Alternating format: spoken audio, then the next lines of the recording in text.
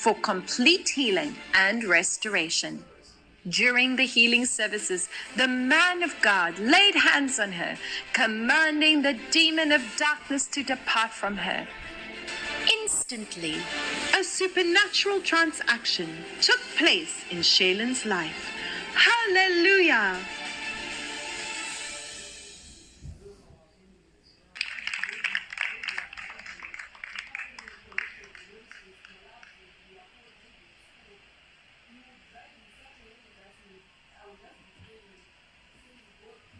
Shalin, Yes, sir. congratulations. Yes, sir. You're looking so different. Thank you so much, sir. You should have a story to tell. Yes, sir. Wow. Tell us something. What happened to you? Thank you so much, sir, for this opportunity. Everything started when I changed schools because the school that I recently left, I staff 10 over. And I was not preparing for exams. So my parents were now saying that since you're going to sit any moment from now, you need to have proper teachers and proper education. So I had to change. So everything was done perfectly well. The school was okay. We bought uniforms, school fees was paid for, everything was done properly. And then the first week, when I started going to school, there was this weird feeling that I had of that particular school that I had recently changed into. So I told my mom, and my mom was like, you're just probably making reasons because the school now teaches better than the other one. And in my mind, I'm like, okay, it's fine. The second week, I told my mom that if anything is going to happen to me, don't blame me because I already told you and you didn't take it into consideration. That same week, I collapsed at school. I had palpitations first and then I collapsed. I couldn't breathe properly and then I collapsed. So 5 hours passed and I was unconscious. And then the school had to call my parents because I wasn't responding to their resuscitation methods.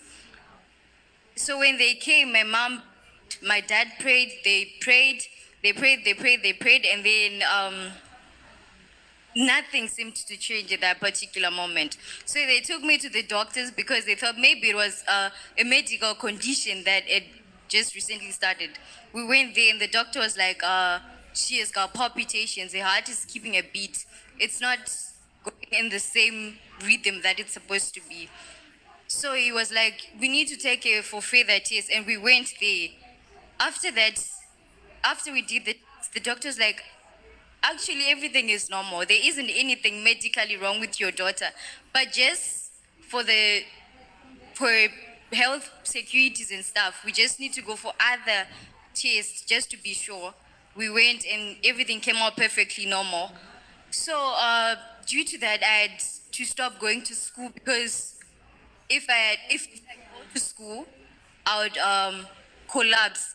In a day, I would collapse 5 or 10 times in a period of 3 minutes. I would wake up and collapse, wake up and then collapse.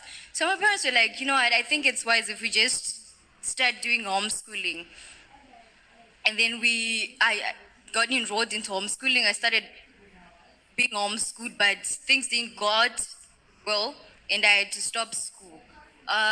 And also, every single time, like after 3 years, I think, I would just collapse and there was nothing. And then the 4th year, I collapsed and my spirit would leave my body. It was bombing.